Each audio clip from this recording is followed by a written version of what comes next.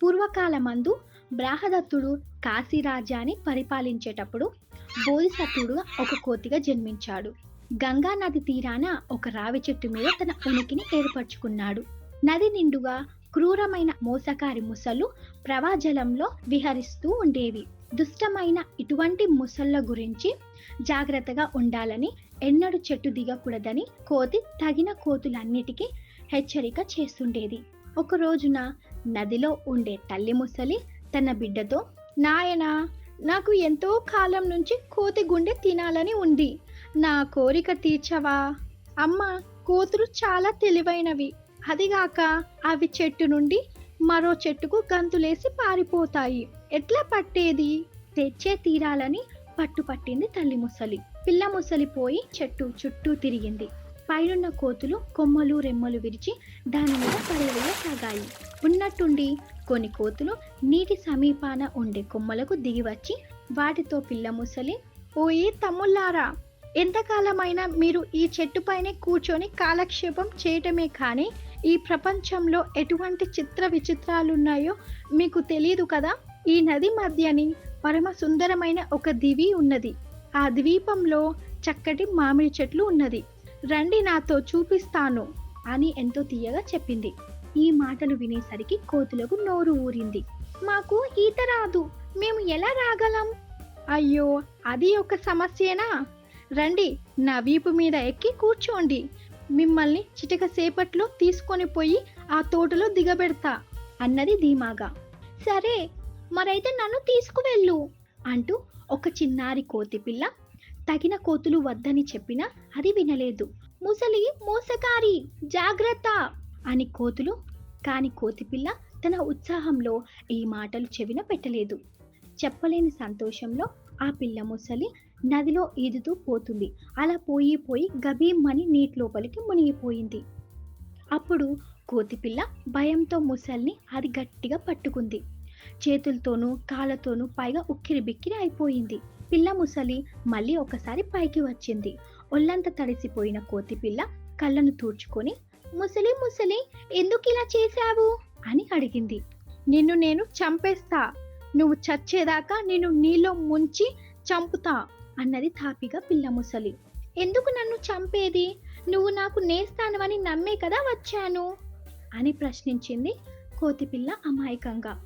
ఎందుకేమిటి? మా అమ్మకి ఎన్నాళ్ళ నుంచో కోతి గుండె తినాలని కోరిక ఉందంట, నిన్ను పట్టుకుపోయి మా అమ్మకి అప్పగిస్తా అని చెప్పింది. ఓ ఈ పిచ్చి అన్నయ్య, నువ్వు మామిడి పళ్ళ మాట చెప్పగానే నేను ఉన్నపాటుగా వచ్చేశాను, నా గుండెకాయ ఆ చెట్టు మీదనే ఉండిపోయే. ఈ మాటకు ఆ పిల్ల ముసలి కళ్ళు మిటకరిస్తూ వెర్రిగా చూచింది. మరైతే నీ గుండెకాయ నీతో కూడా ఉండదా? అబ్బే, శరీరానికల్లా గుండెకాయ ముఖ్యమైనది కదా, దాన్ని ఎప్పుడు నేను చెట్టుకు వేలాడదీసి భద్రంగా కాపాడుకుంటాను, ఎంతో పని ఉంటే కానీ పైకి తీసుకురాను అని చెప్పింది. నీకు ముఖ్యంగా నా గుండెకాయ అవసరం అయితే మనం మళ్ళా చెట్టు దగ్గరికి పోవాలి, పదా చెట్టు దగ్గరికి పోదాం అని తొందర పెడుతూ చెట్టుకు చేర్చింది పిల్ల ముసలి. కోతి పిల్ల చెంగున చెట్టు మీదికి ఒక గంతు వేసింది. ఓ ఈ మట్టి బుర్రా, రా పైకి రా, నా గుండెకాయ పట్టుకొని పోదు గాని అని కొమ్మలు రెమ్మలు విరిచి దాని మీద పడేసింది.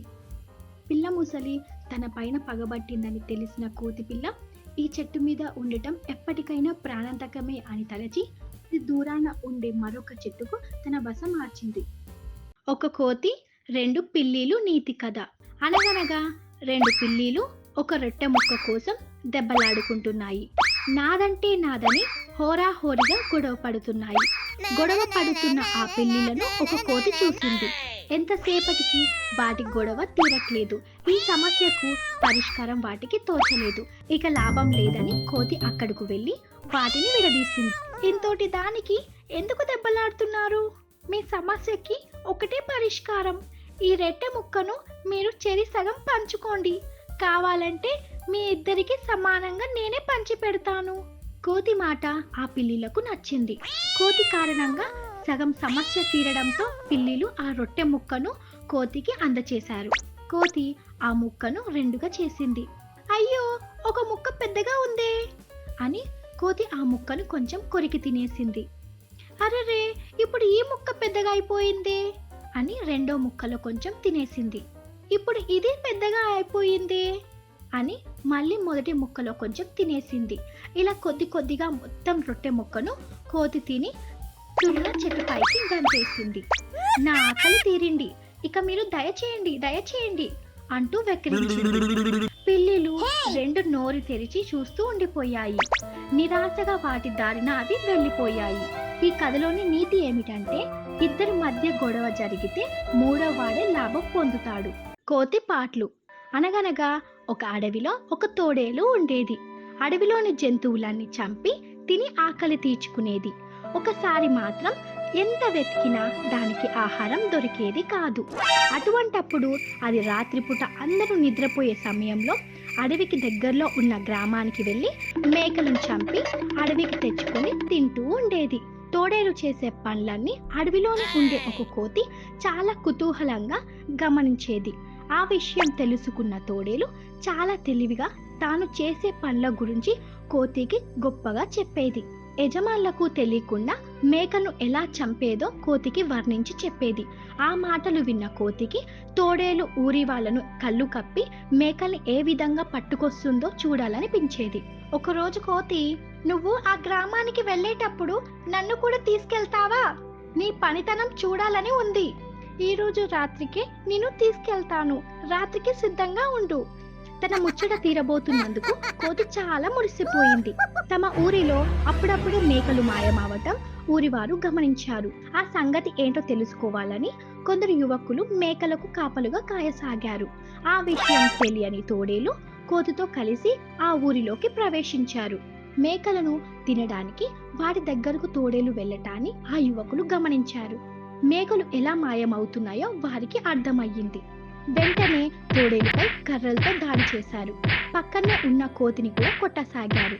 ఆ దెబ్బలకు తట్టుకోలేక కోతి, మీ మేకలని తినటానికి వచ్చింది తోడేలు, నేను కాదు కదా, నన్నెందుకు కొడుతున్నారు, వదిలేయండి. తోడేలుకు సాయంగా వచ్చావు, నిన్ను మాత్రం ఎలా విడిచిపెడతాం అంటూ కొట్టసాగారు.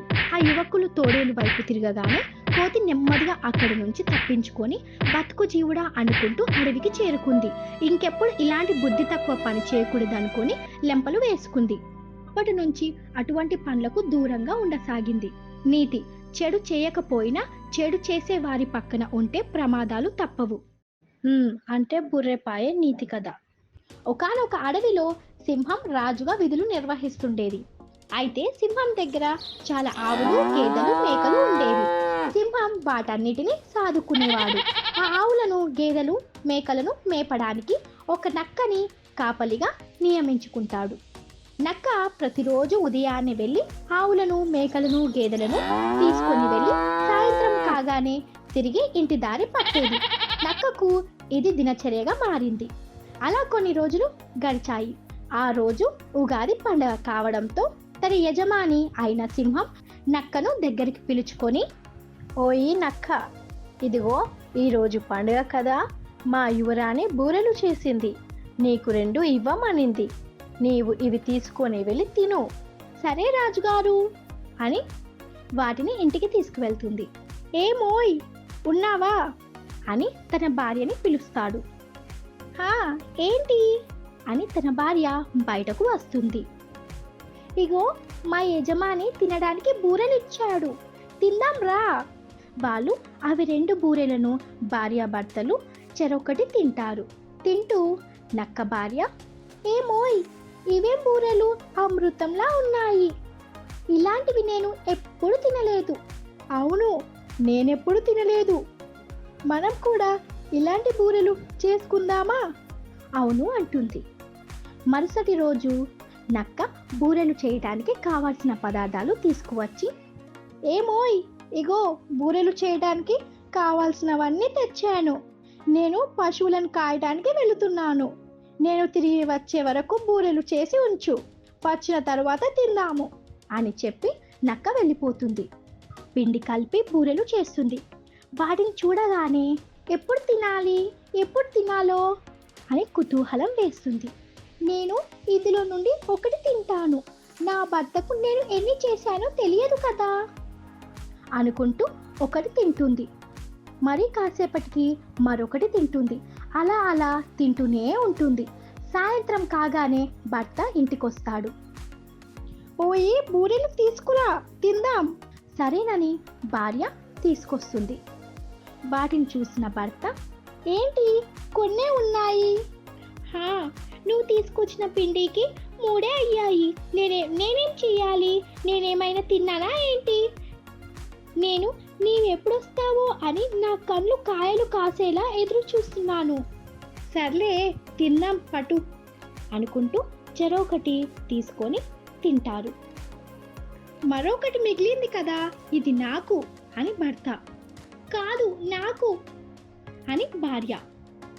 నేను అన్ని సరుకులు తెచ్చాను కావున నాకు. లేదు లేదు, నేనే కష్టపడి చేశాను కావున నాకు. అలా ఆ రెండు గొడవ పడుతూ వాదించుకుంటాయి. అలా కొంత సమయం గడిచింది.